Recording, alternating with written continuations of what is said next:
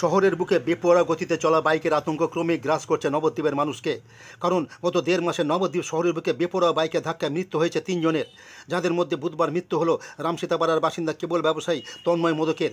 গত 18ই মে শহরের রণকালীতলার একটি বারান্দায় বসে বন্ধুদের সঙ্গে আড্ডা মারছিলেন বছর 52 তন্ময়।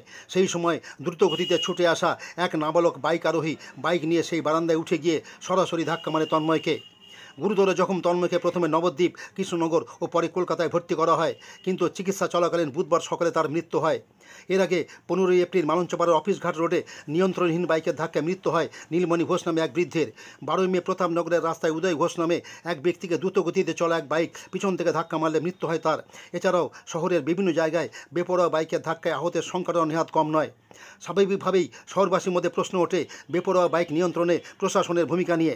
শেষ পর্যন্ত বুধবার তন্ময় মোদকের মৃত্যুর ঘটনার পর নড়েচড়ে বসল নবদ্বীপ থানা। এদিন সন্ধ্যা থেকেই শহরের বিভিন্ন জায়গায় বাইক নিয়ন্ত্রণ করতে দেখা যায় পুলিশ কর্মীদের।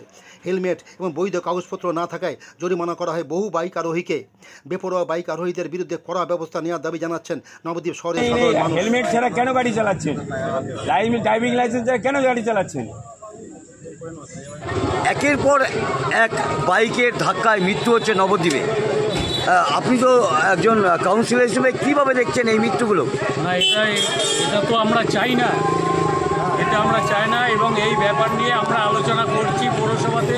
আমরা প্রশাসনের সাথে দু একদিনের মধ্যে বসে এই ব্যাপারে যাতে লাগাম টানা যায় আমরা সেই ব্যাপারে করব, এবং এটা যেন তাৎক্ষণিক নয়, এটা যেন কন্টিনিউ চলে, এটা আমরা সিদ্ধান্ত নিয়েছি। আমরা দু একদিনের মধ্যে প্রশাসনের সাথে বসে এই স্পিড লিমিটের ব্যাপারে প্লাস লাইসেন্স এগুলো দেখার ব্যাপারে প্রশাসনের আমরা কথা বলব।